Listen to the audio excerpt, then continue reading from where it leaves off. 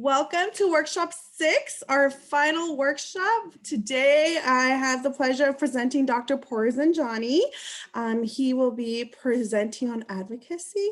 Welcome, Dr. Pourzanjani. It's a pleasure to have you here today. Thank you. And hello, everyone.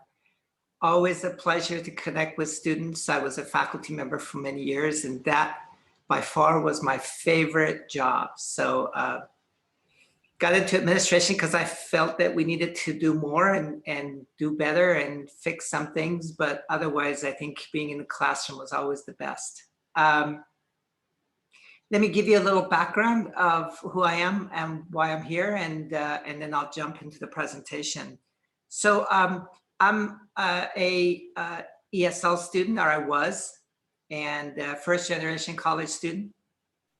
Graduated high school when I was 16, and I was very proud of myself, but I really didn't know how the college system worked in this country. So I missed all the deadlines for filing applications. You laugh now, and I did too, but it seems pretty silly that I didn't know, but I didn't. I agree. No, I actually agree, because I'm right there with you. I'm first generation. So it was hard navigating when you're not taught. So that's why. It is. So I ended up going to Santa Monica College, where I got a career certificate and an AA degree. And prior to that, I was working low-wage jobs, right? I worked at an ice skating rink,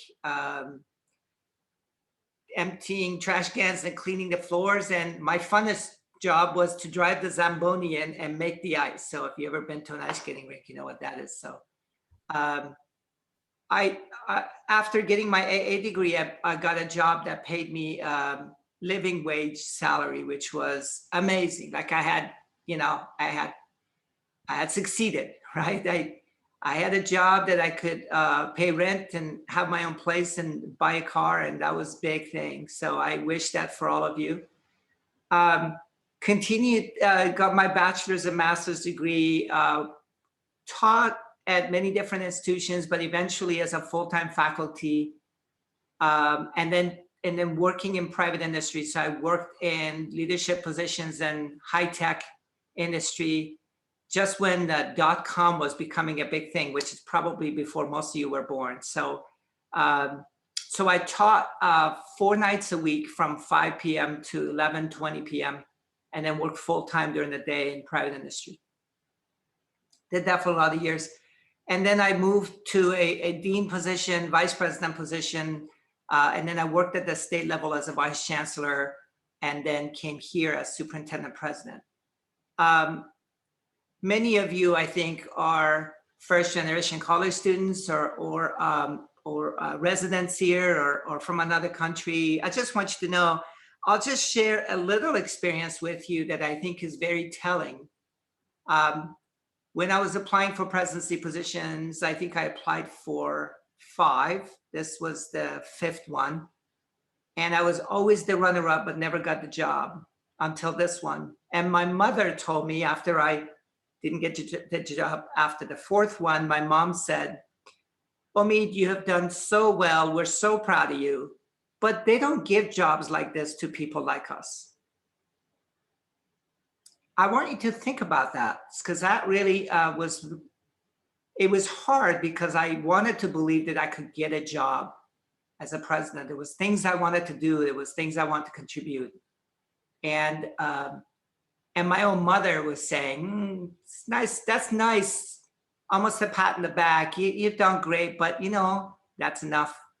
So I share that with you because I want you to believe that if you set your mind to it, it will happen. I have no doubt. So you're on the right track. You're in college. If you ever get doubts that you may not finish, or it's too hard, or your kind can't make it, that's a bunch of nonsense. I want you to know that we've all been there. We all feel that sometime. Heck, I feel it in my job today. Sometimes it's just like, I just give up, but you can't. And you just keep going, and you just one step after the other. And I want you to know I was 50 by the time I got my doctorate. So it's never too late. It's never too much. You can do it. And if you're here finishing a semester in the middle of a pandemic, working remotely, you can do it. Okay, so wanted to just share that with you before I jump into the presentation. If you have any questions, post them in the chat. Be happy to answer them as we go through. Okay, so I don't want you to have to wait till the end of the presentation. This is supposed to be interactive. This is really for you, so please ask questions. All right, ready to get started? You're good? Yes. All right, good. So the presentation today is on advocacy. I had a couple of situations earlier this semester that made me realize that we really need to help our students know a little bit more about what advocacy is all about.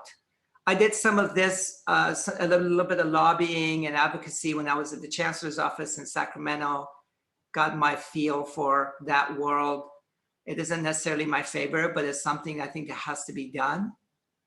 So I'll just share my lessons with you.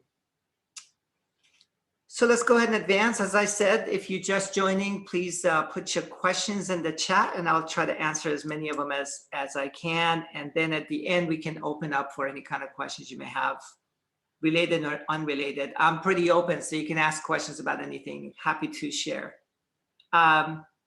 So in terms of advocacy, many of you think I have to work, I am in school, I don't have time for advocacy. No time, right? At the big picture, I want you to think about your world of education is run outside of administration. You have faculty who have a very strong union. You have staff that support you in admissions and records and financial aid, all those, very strong union. Even our police officers have their own union, right? Their unions are powerful. They collect dues, they lobby, they advocate, they spend money, millions of dollars each year. And then my question to you is, who's advocating for you? So it's really actually important that you are involved, engaged in that work. Even if you feel like I'm graduating, I'm out of here, think about those students just like you that are coming in after you. And it's important that they have a good environment. To get educated.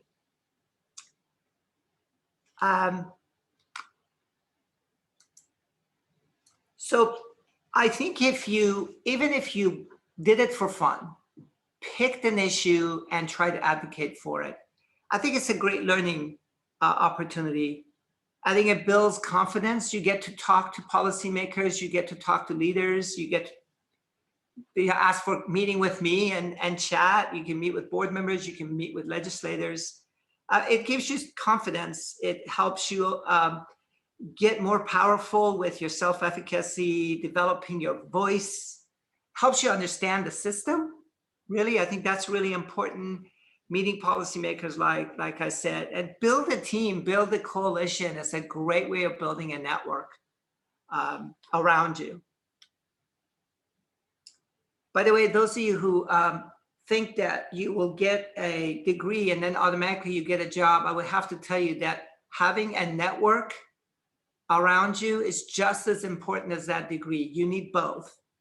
It is the network that really helps you get jobs. It's much tougher to just submit resumes to 50 places and hope you get a job. That's more like a lottery approach versus having a connection around you, people who trust in you, who believe in you and want to help you. It's really important. So build that network, build the coalition.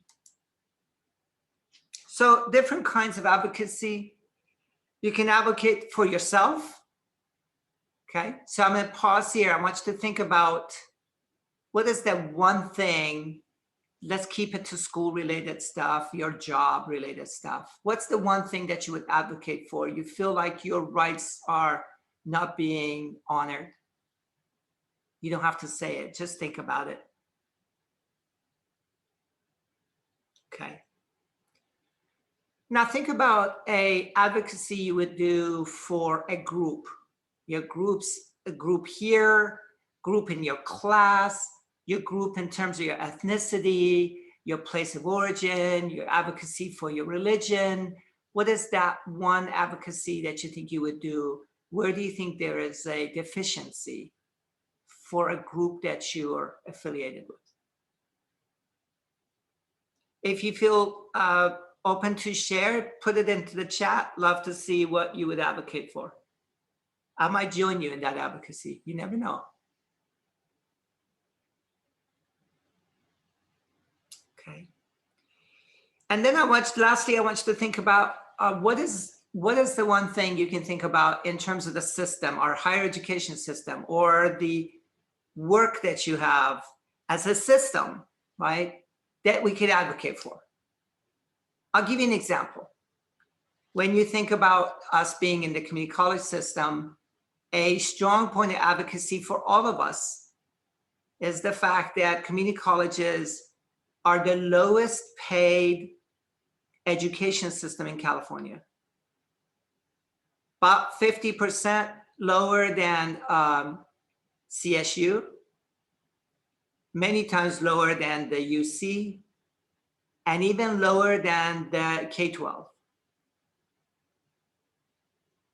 So I'm just giving you an example, right? So advocating for better compensation of community colleges would be really important. Provide us with more labs, more professional development, more field trips, more opportunities, all kinds of things that we could do.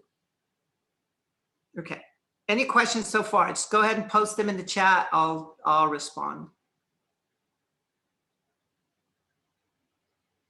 That's a really good one. Special education people with learning disabilities. Absolutely, that's a big area that requires a lot of resources, right? I have a question here. How should a student go about making connections? All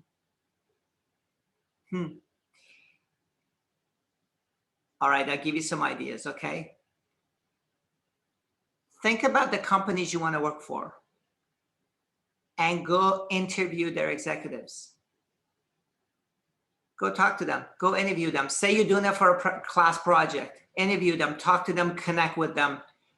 But before you do that, really, really think about what questions would you ask? How do you tell them about yourself? How do you share your story in that process?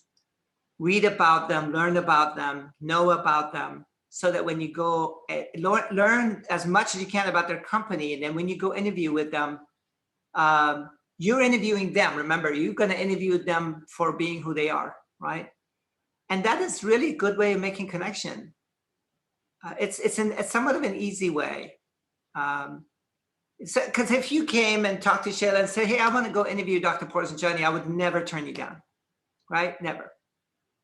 So that's an opportunity for you to make connection with people. Do volunteer work, absolutely, for companies you like to work for. Love to interview Bill Gates, absolutely. That's a tougher one because he's a billionaire, so he always has a whole security guard troop around him.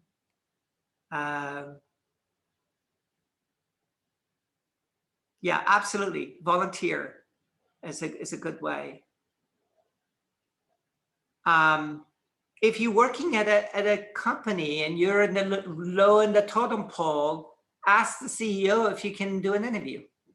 Say you're doing it for a class project, you want to learn about him, you want to do an interview and get to know him or her. Anyway, make connections. I think that's really important. Lobbying versus advocacy. So lobbying is when you go and actually talk to legislators, to lawmakers, right? Our board of trustees are policymakers, right? They're sort of the lowest level of the policymakers versus a congressman or an assembly member or those kinds. Joining clubs is a good idea to make a connection. It is with your peers, and your peers could also connect you with jobs, but think about different levels in the organization that you want to connect with.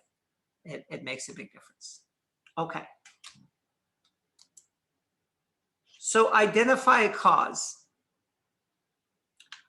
I think I asked you if you could think about one thing that you would want to advocate for, whether it's for yourself, your group, or on behalf of all the students. So let me pause there. Let me ask you, if you were going to advocate on behalf of the students, something that you think needs to be changed, a policy that needs to be redone, what would that be?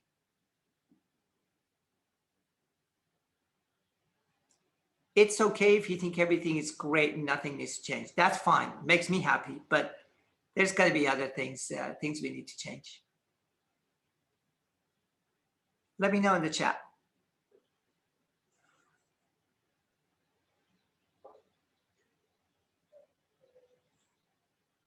Nothing needs to be changed.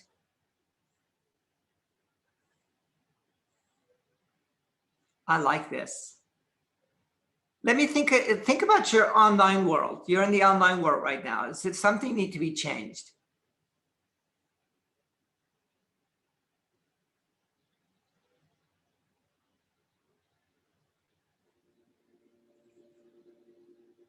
Book prices, yes. What is, somebody said, I think that the LEPs need to be changed. What is LEPs?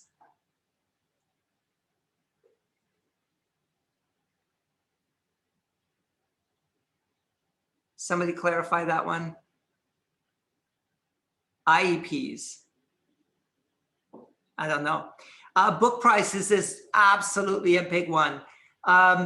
So for some years now, we have, well, let me not tell you the background behind that one. Okay, so think about that one. Book prices should change. So who's making a lot of money off these book prices?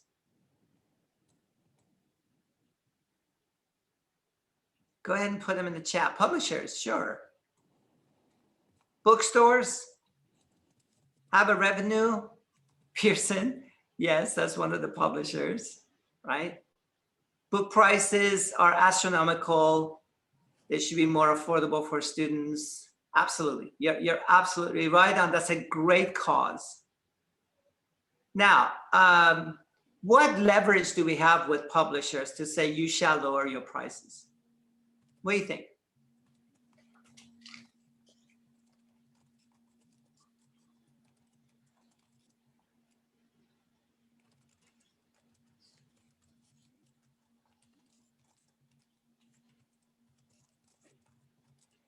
Oh, education plans. Yes, yes, yes.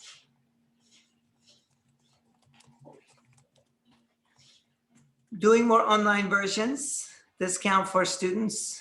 Are you kidding? They're making money off of you. They're exactly making money off of the students. Yeah, have schools only use books that are affordable. Oh, interesting. Alternative textbooks. So, okay, these are great ideas. So I'll tell you something. I have never had a student group come up and actually try to set some policies in place around textbooks, right? So for example, publishers will force your faculty to change versions of the book every couple of years, right? So whoever the author of the book is thinking, great, I can make more money because people will buy more of the books. And the publisher obviously makes money because you can't buy an old version of the book and you have to buy a new version. And so the old versions get thrown away and you have to keep buying new books. So do you know the laws and the rights around textbooks for students? So the reason I asked that question is if you were going to take on this cause, as an advocacy item, you have to go and research the laws and policies in place. The other thing that's really hard to figure out is the politics behind it. For example, I shared with you that, well, the faculty member, and that faculty member doesn't have to be at Delta, by the way. The faculty could be somewhere in back east. We just happen to use the textbook that that author wrote, right? The author could be anywhere. That author is making money from the sale of the books. So is the publisher, so is the bookstore, so is all the layers of people who touch that. So you need to understand the politics behind the whole textbook system, process, supply chain. You could all say, I'm going to go buy all my books from Amazon. I'm not going to buy it from anywhere else. I'm going to buy it at a lower price. I'm going to only buy it online, so I pay lower prices. We actually partnered with a company called Inclusive Access that provides textbooks to all students for free until census date. After that, you have the right to buy, or you don't buy and you don't pay anything. You get to use that textbook digitally until census date, which is 20% into the semester. So what I'm trying to get you to think about is every one of these causes that you come up with, you have to really do your research, talk to different people, understand the landscape. Any questions about that?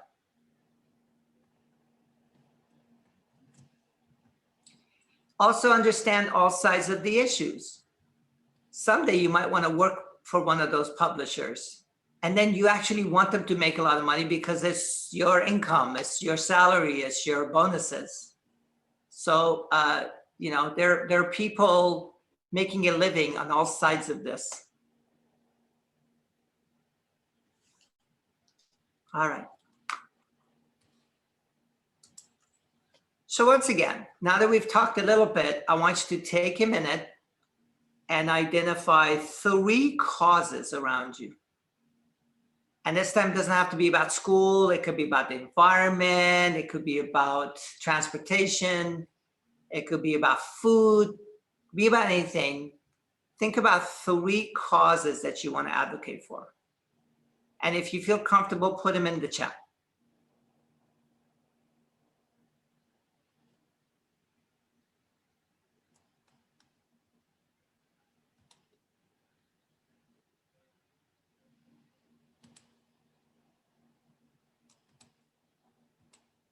Anyone? 3 causes? Environmental rights, disability rights, equality rights, homelessness. Yeah. Good education. Yes.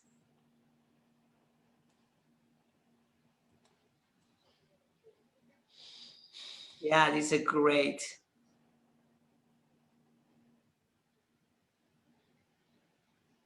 Yeah. These are great. A lot of the items are around basic needs.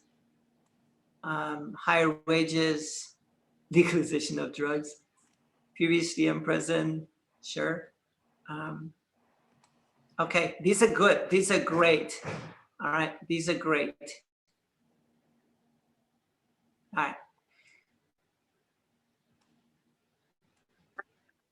Somebody said women in power, leadership, learning disabilities. I want you to know that every one of the members of my executive team is female. So there is a lot of that happening, especially in education. And I think that's wonderful. Financial aid, yes. You'd be happy to know that we are looking to hire 12 more financial aid frontline support people to help more students be able to successfully complete their financial aid. Okay, now that's great. Those are great causes. Who can tell me the difference? I see that the word equality come up a lot in your messages. Who could tell me the difference between Equality and equity.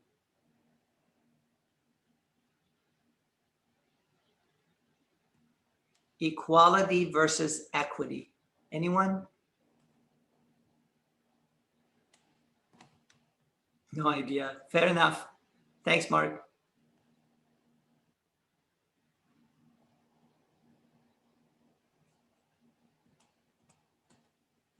Yep, equality equals exactly the same. Given same to all, sure. Ah, brilliant. Yes. Yeah, that's great.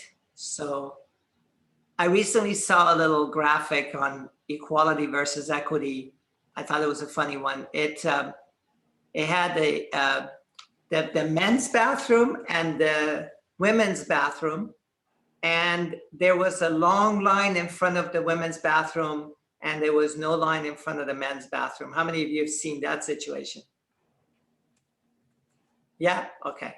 So the idea is that equality is both genders get bathrooms and both genders get the same number of stalls. And then if women are having difficulty getting through the bathroom fast enough, maybe we should do more training for them so they can go to the bathroom faster, right? You see the craziness in that statement, right? This is equality. We gave everybody the same number, right? That's not the same. We all laugh because that's just the silliest thing. Equity is to really be sensitive to the needs of people and then design bathrooms accordingly, right? Maybe the women's bathroom should have more stalls, more doors, more women's bathrooms, right? That's equity. So that's really the difference. Equity means being fair. Yes, but I think that's great. So so I think it's really important that a bright group here. I appreciate the responses. And I really appreciated your causes that you identified. So keep that in mind, keep your causes in mind. And then think about your cause now. Let's go back to the idea of textbooks. Are you seeking a policy change? So for example, a policy will say, a policy change would say all classes taught at Delta should have at least an online option for the textbook, right? I'm making it up because it's just sort of off the top of my head, right? So you can buy the textbook if you want, print it, you can flip through pages, but you always have the digital version, so which is at 60% of the cost, right? Cost. So that's a policy change. And the board may put a policy in place that says every class at Delta will have a digital version of the textbook sold at least, 60% of the price. I'm making up stuff, right? You could come up with better policy. I'm sure that if we all talked about it, we could come up with a better policy. All right. Tell me a practice change. What's an example of a practice change regarding textbooks? Yeah. So a practice is different than a policy. Policy is that everybody has to do this, right? Practice says people can do it. It's a great practice, but it's not required. It's not a policy. It's not a law, right? It's different, right?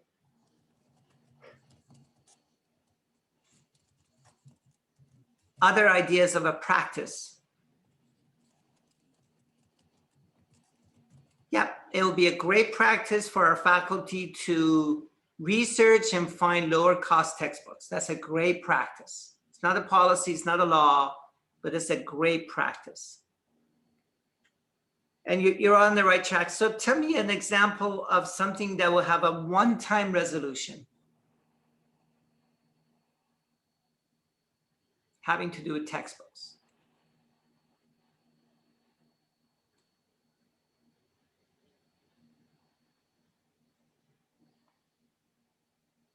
Any ideas? One-time resolution?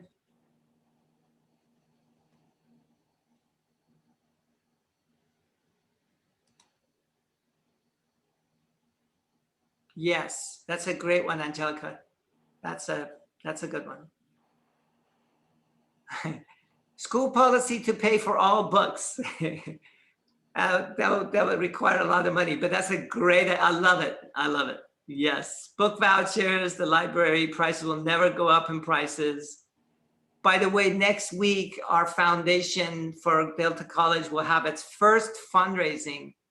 And one of the causes that people can donate to is textbooks. I really want to work with you, come up with a way to lower textbook costs. So this is, you were right on in terms of my hope. Okay, so one-time resolution would be, for example, during the pandemic, the college will pay for all textbooks. I'm making something up, but it's a one-time thing, right? It's not changing anything. It's not a policy. It's a one-time resolution. If you might recall, when the fire smoke was in our community, we shipped all the textbooks, laptops, everything to your homes for free, right? There was a one-time resolution. We couldn't afford doing that all the time, but it's something we wanted to do.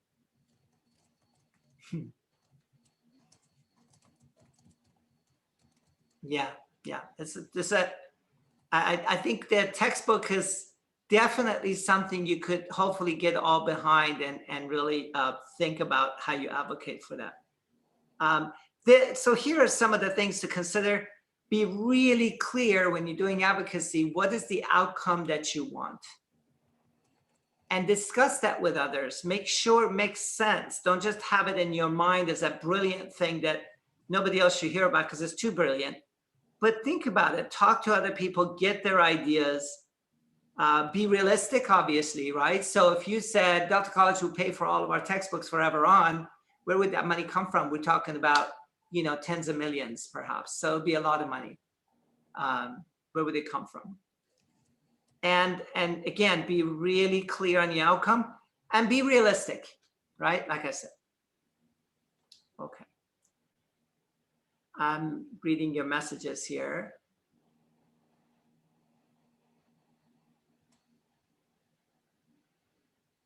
Just to turn in your homework. Have class online the most possible available all the time. Fundraising, City of Stockton programs. All of those are good ideas. Yep, and you're welcome for us shipping the books. We are trying to do everything we can to make this as tolerable for you as you can in the middle of the pandemics, right? We are sending free caps and gowns to all of you, right, for graduation. So,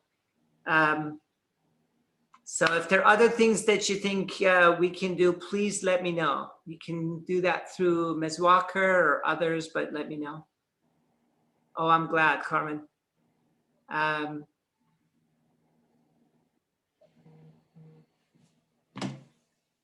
Yeah, free shipping is a great idea. It worked during the pandemic and especially with the fires. That worked well. Okay, let me keep going.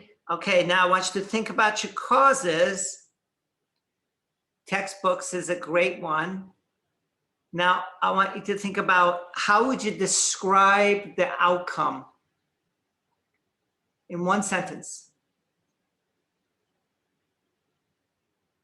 You're going to see me in an elevator and you're going to say, Dr. Pourzanjani, I think you should get rid of textbook costs. Boom, right? That's an outcome you expect. You're not telling me how to do it yet. You're not talking about what the issues are. That's the outcome you expect. What's that one sentence you would tell me in an elevator? It's called an elevator speech.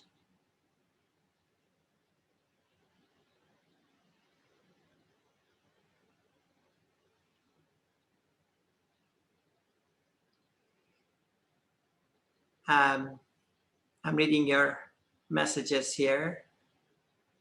to make higher education more accessible to all students. Mark, that's a brilliant one. We'll have to narrow that down, right? So if you see me in an elevator, I would have to ask you all kinds of questions. That what do you mean by that? In what way? So just be much more descriptive on what outcome you expect. So more people can have access to higher education, absolutely. So you do know that actually community colleges, especially if you're a full-time, first-time student, it's free. Like literally free, you don't have to pay for tuition. It's the textbooks that are the problem, but definitely making college accessible, absolutely. Make the college more affordable. So Carmen, I want you to think about what that means. So if you said affordable, and I would say, well, what do you mean? Because your tuition is free. And you're thinking, yeah, but there's the cost of textbooks and the material and transportation. So maybe be very specific about that. Dr. Pourzanjani, I want you to think about making a college more affordable through reducing textbook costs, subsidizing textbook costs, getting rid of parking fees. I don't know, you come up with stuff, right? By the way, we just got the agreement passed with the busing service in San Joaquin County to have free bus passes for all of our students next year. By the way, not just to the campus, you can ride it anywhere in the county. So, so those are coming, by the way, and it comes from your ideas. So throw the ideas and one of them will stick and we'll go after it. And then we look for opportunities where the opportunity is there, right? So if you told me tomorrow, Dr. Pourzanjani, eliminate the cost of textbooks, it would be a much harder ask. But still throw it out there in realistic chunks that we can work together to make happen. I commute from Sacramento. I don't believe they made it work between the lines that goes to other counties. For the first round, it's only to within the county. But if there are enough people in other counties, we can try to create a bridge route for you. All right, I don't want to digress though. I want you to think about the outcomes you expect. Yeah. Textbook cost, take the money, put it against your bills, your rent, your food. You need access to books required by the classes so you can meet your higher education requirements. Absolutely. Okay. You could even put it in your own language. Let me see if I can say that. Dr. Pourzanjani, cost of textbooks are killing me. I can't pay my rent. I can't eat because I'm using all my money to buy textbooks. Please lower the cost of textbooks. How does that sound to you? Is that specific? It's not fancy words. You're just saying it as you see it, right?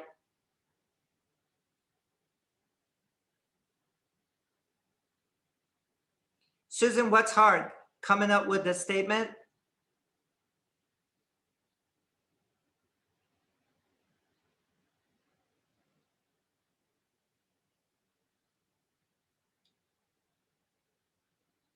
Yep. Okay, great. Yeah. Yeah, they can't, right? Ask Ms. Walker. I mean, we give a lot of food cards and stuff to students because they don't have money to eat. So it's a big problem. Okay, I want you to also think about your goal being incremental. So let's think about it like this. Think about your textbooks, right? And wanting that cost to go away. Now I want you to be realistic. Can I make that go away all in one chunk, right? I mean, how much money would I have to come up with from somewhere to make all textbook costs go away? Now, this next statement is a little tricky, and let me explain. Changing things, called change management, managing change. Managing change means that it should be predictive. In other words, you should have the big picture in mind. so people know what the next step is. But it should also be agile, which means that you come up with little chunks, smaller chunks, phases of this project that you can do and experiment with as you make it through the big picture. So you want it to be predictive, yet agile and iterative as you go through different phases of this. Does that make sense? Okay, so this big ask of Dr. Pourzanjani, can you reduce the cost of education and make it accessible for everyone, is a great big picture, but you're going to have to chunk it down into pieces that we can actually execute together, that you can advocate for. The other thing I want you to think about is the fact that you're going to graduate. And if you have any doubts about that, just throw it right out the window. I don't want to see any doubts, no doubts. You will graduate. There is no doubt, okay? Just stick with it and you graduate. You will graduate, and I want your big cause to continue. So you need to always have a group, a team around you that's moving your cause forward, okay? It's kind of called a succession planning. It's a handoff to somebody else that believes in the same cause and will continue to move that forward for you. All right, I'm going to speed up a little bit.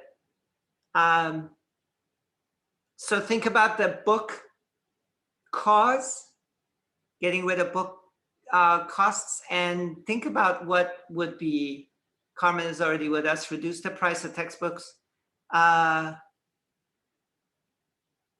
Hard to come up with sometimes, especially people with children, as they're very expensive. Absolutely, absolutely. So give me some phases of this, right? So maybe you say, hey, could all the online classes have an online free textbook, right? Digital free textbook. Maybe that's the first phase. Maybe you say, maybe 50% of all the online classes should have free textbook. Maybe that's the first phase. And you have the, work with me and others and with a whole coalition and working with me and the board, and you put something like that in place. You work with faculty, everyone, and we'll see how much of that we can do in the first round. Yeah. It's a great idea to encourage, maybe that you force a policy that says faculty will use textbooks for at least 3 years or 4 years or some amount of time, so that there's that buyback opportunity for reuse, right? Yeah, that part of it's not so much the faculties, the publishers claim that the textbook has gone out of revision and the new version is available. The old version is no longer available. But I do think if you force the issue, especially partnered with your other students at the state level, you could have a lot of power on this one. Okay, so you're getting the idea of what it is to have little phases of this, right? Not all in one chunk. It's a big undertaking. Okay. Figure out who your allies are, who your supporters are among the faculty, among the administrators, among the board, among other colleges, build relationships, recruit them into your cause, help them understand the issues that you have already researched, help them understand who the players are, what the landscape looks like on this, communicate and collaborate, communicate and collaborate. Advocacy is all about communication and building a coalition of people who support the cause and adjusting the cause so you get more people that can cling to it and adopt it. Okay. Develop your message. Remember, we talked about your elevator speech. You should be able to say that you get on the elevator with me on the first floor. By the time we get to the second or third floor, I should know exactly what your advocacy is and what the main issue is. And it should be spoken from the heart, right? Not some fancy terminology, but the fact that I cannot pay for my children's food because I have to buy my textbooks, and now I have to choose between which one. And that's not a fair position to put me in. Something that is from the heart is the most compelling. And if there was a group, I don't want you to gang up on me in the elevator, but if there's like 3 or 4 of you that are saying the same message, it has obviously a lot more power than if there's one person. If the issue is a national issue or a statewide issue, it's a great idea to practice it locally. Practice it with your friends, practice it in the club, practice it in the council before you take it outside. So again, think about what your message is. What is that elevator speech?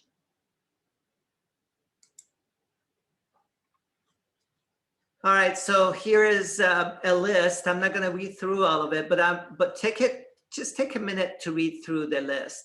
Okay, these are really important, by the way.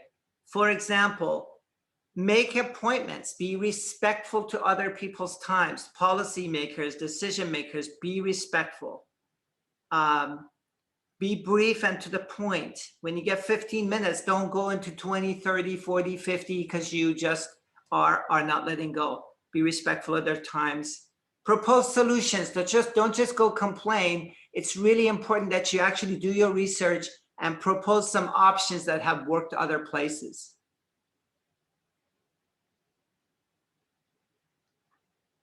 That's a great solution there. New mayor of Stockton might be able to help with fundraising for books. Absolutely. Great venues. Get the business council involved, get the county involved, get the Office of Education involved, get all kinds of people involved to help with the task. By the way, when you do one of these advocacy sessions, when you have a meeting with a policy or decision maker, anticipate the kind of questions they're going to ask you and make sure you have answers for them. It's almost like going to an interview. You really need to think about what are the questions they're going to ask me. Don't go in there blind, right? You have to think through, I think they'll ask me this and this and this. And by the way, here's what my response will be. The more of those questions you have, the fewer questions will come up during the interview that you hadn't thought about, right? And the more prepped you are. The more researched and well-read you are, the more respected your cause would be by that decision maker. Think about the statistics that are related to your work. Provide options and alternatives. And follow up with them, by the way. Don't just go and talk to them and then they never see you again, because that doesn't show that you are serious about your cause. All right, if you have any questions, again, put them into the chat. Love to respond. Practice your message, your elevator speech. Get together with your friends, practice it on them, see if it resonates with them.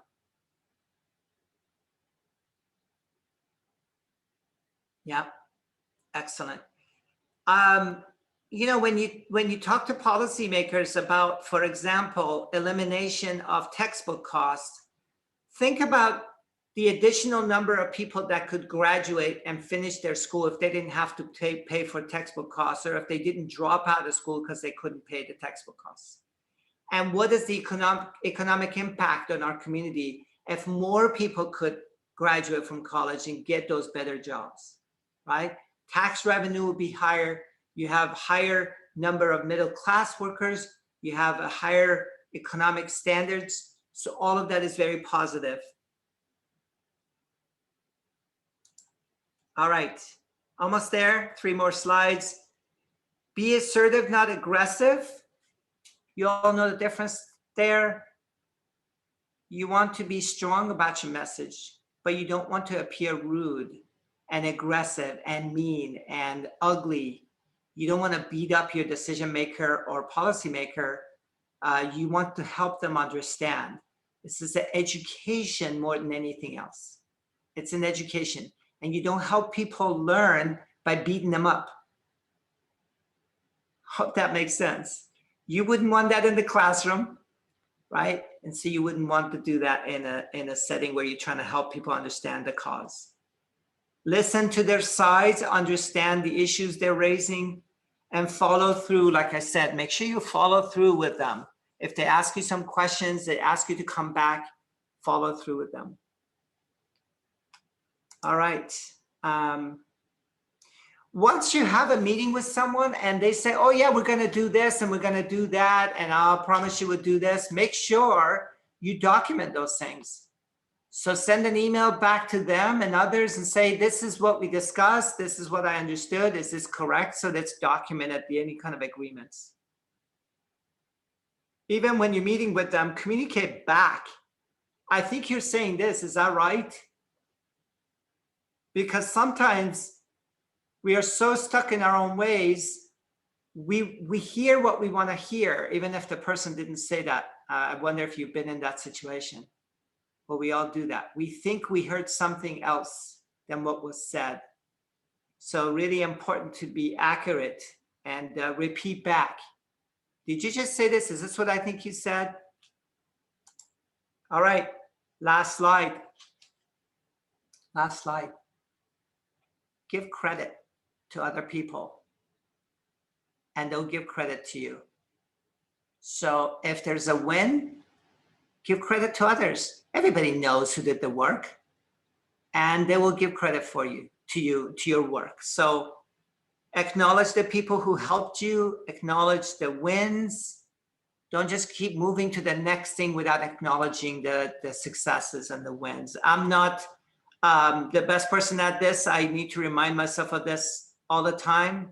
There are a lot of successes that the staff achieves at the college, and I don't always make time to acknowledge all of them, and that's my bad. And I think you should learn from my mistake.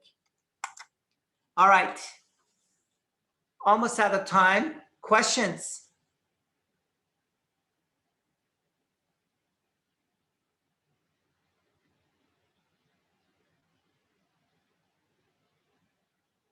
Thank you, Talia. You can unmute if you like and ask a question verbally.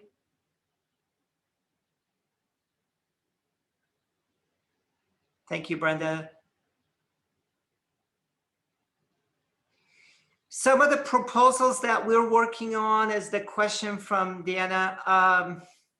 Like I said, the free bus passes just went through.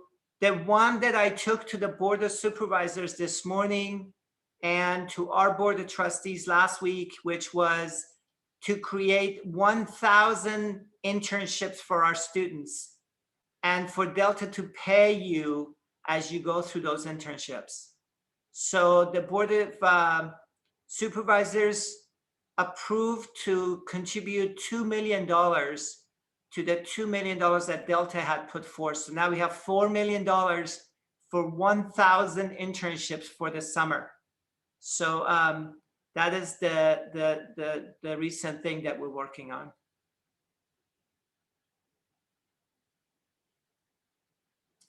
Thank you, Angelica. Thank you, everyone, for the comments. I appreciate that. Any other questions? The internships will be only available to students because you have to be able to take the internship class. I don't remember all the nuances about that, but we'll get more information out to all of you. And then if you feel that you qualify, you should definitely follow up. We're giving the money for the pay so that the employers will be incentivized to hire you so you can put in your so you can gain work experience. All right, everyone, I think that's my time. I'm gonna stop there and give it back to Anna. Thank you, everyone, for participating. Thank you so much, Dr. Pourzanjani. We enjoyed your presentation. The chat is booming. Okay. Which is good. We will go ahead and pull up the certificates. Oh, let me unshare. Yes, please. Just a friendly reminder, you had to attend all 6 workshops in order to receive a certificate. If by any chance I miss your name, please send me an email. Myself, Valerie, Shayla, we went through the list several times in hopes we didn't forget anyone, but please, if if we happen to forget you, send us an email and I will make sure you get your certificate. We will be emailing you your certificate, but also I will send a link so that you can submit your home address or wherever you would like me to send the certificate. That way we can go ahead and mail you the certificate, okay? So with that being said, let me go ahead and share my screen, and Dr. Pourzanjani will be presenting certificates today. Thank There's you. no It's, particular order, so. all right. Yes, Is it Dia Crowell? yes, Dia. Congratulations, Dia. Abdul Siddiqui. Did I say Yes. that right? Yeah, you're perfect. Thank you so much. All right, congratulations. Congratulations. Thank you. Oops. Thank you. And Adrian Pang. Congratulations, Adrian. And Alicia Rodriguez. Congratulations. Angela Gomez. Congratulations, Angela. Antonio Robledo Nova. Congratulations. Ariel Julia Soria. Congratulations, Ariel. Asma Barak. Thank you. Congratulations. Braden Whitlock. Congratulations, Braden. Brandon Lopez. Congratulations. Brenda Valencia. Congratulations, Brenda. Carmen Alfaro. Congratulations, Carmen. Carmen Smith. Congratulations. Thank you. Welcome. Christina Salas Prado. Congratulations, Christina. David Soar. Congratulations. Deanna Diaz. Here, thank you. Thank you for wonderful work. Welcome. Oh, wait, you went too fast. Did I miss one? Elza Khan. And Erica Pantoja Ramirez. Thank you. Welcome. Erica Mendoza. Congratulations. Erica Columnares. Hope I said that right. Yes, thank you. You're welcome. Thank you. Eva Tran. Congratulations, Eva. Fernanda Tapia Muren. Congratulations. Francisco Gloria. Congratulations. Harshveer Chain. Congratulations. Helen Barrios. Helena Coloma. Jasmine, is it Fluffy? Hoti. Hoti, as in Jasmine. H, forgive me. Hoti. Thank you. Congratulations. Jessica Williams. Congratulations. Jessica Club. Congratulations, Jessica. John Garcia. Congratulations. John Bollardo. Congratulations, John.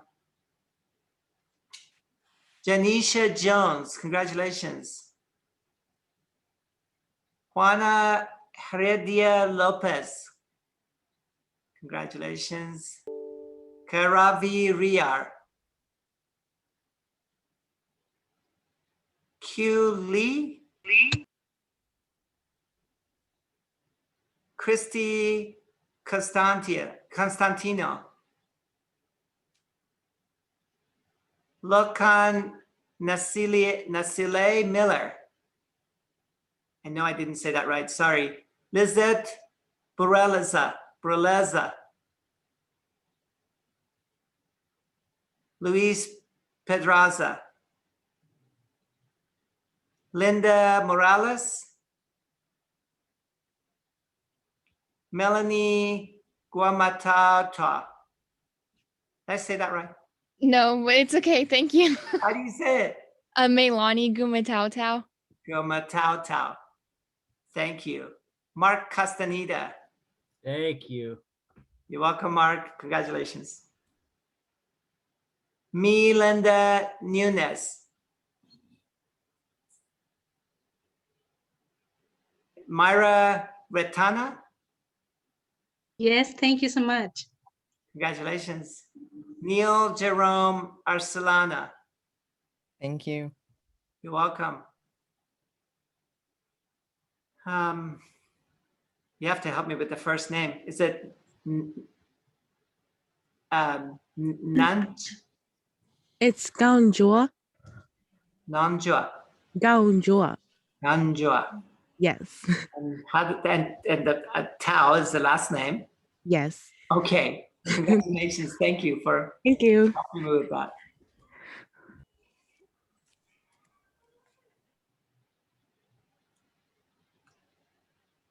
Niamika Kenechukon. Okay. Thank you. Wait. How do you say it? How do you say the name? Nemeka Kenechukwu.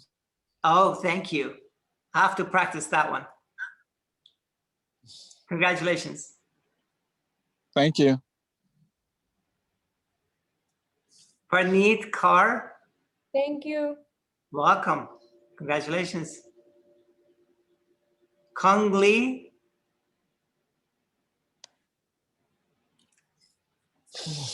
Kendra Brown,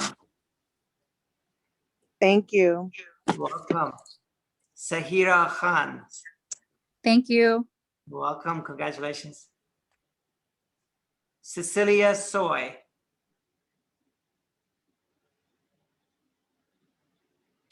Serena Gautam. Sergio Palacios Jr. Seth Owens.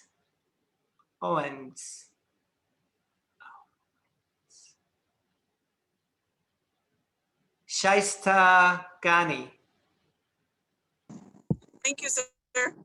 You're welcome. Congratulations. Sylvia Soto. Sitlali Zavala. Thank you. You're welcome. Sophia Serato. Thank you. Congratulations. Stephanie Bonnier and Stephanie Kota. Congratulations. Thank you. Welcome. Susan Barakze. Thank you so much. You're welcome. Congratulations. Talia Thank you. Scott. Thank you. Welcome. Temitope Ebitoye.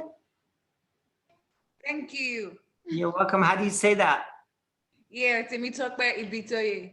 Okay, thank you. Is that Tran Wen? Thank you. Welcome. You're welcome, Tran.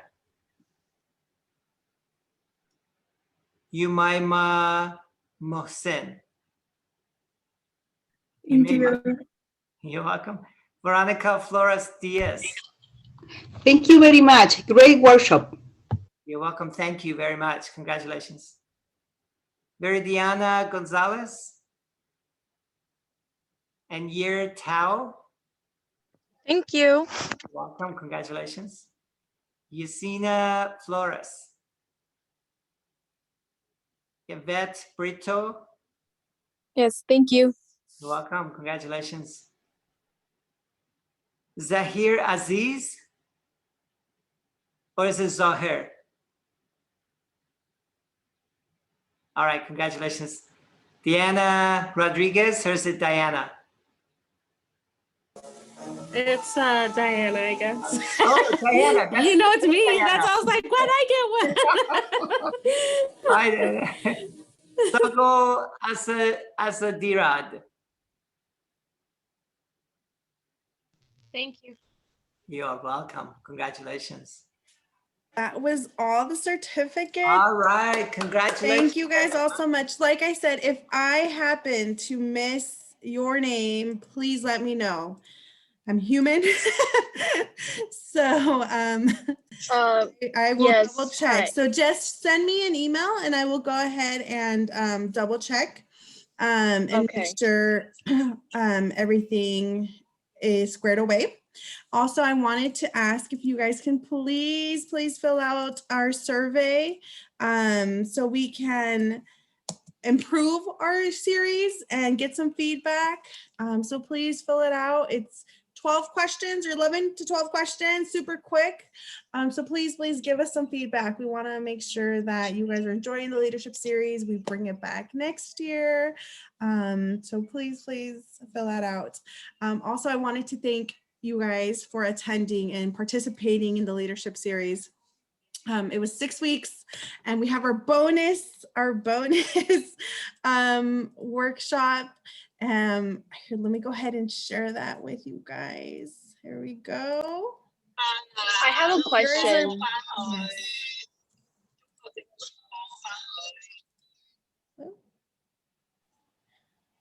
You can't really see who's speaking because I'm sharing.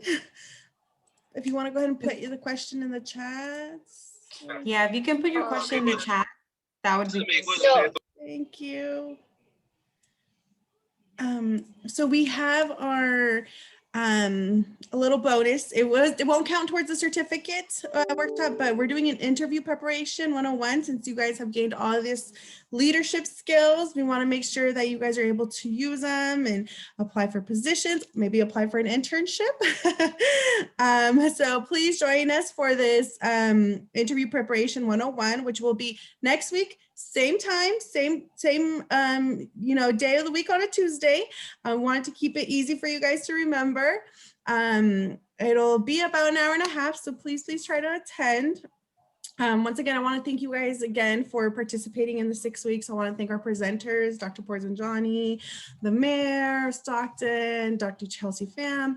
We had so many great presenters and we learned so much information. I even personally, as a professional, learned some information. So thank you guys all so much. And then also I wanted to thank Shayla and Valerie, student activities team. I call it the dream team, right? I'm not gonna, I have to toot our own horn. We are kind of amazing.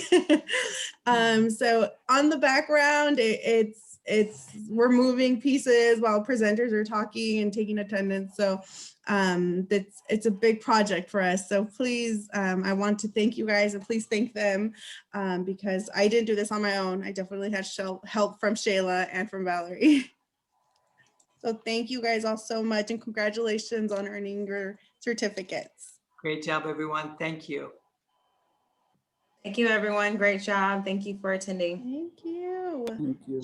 Thank you, everyone. Sorry, just to bother. Because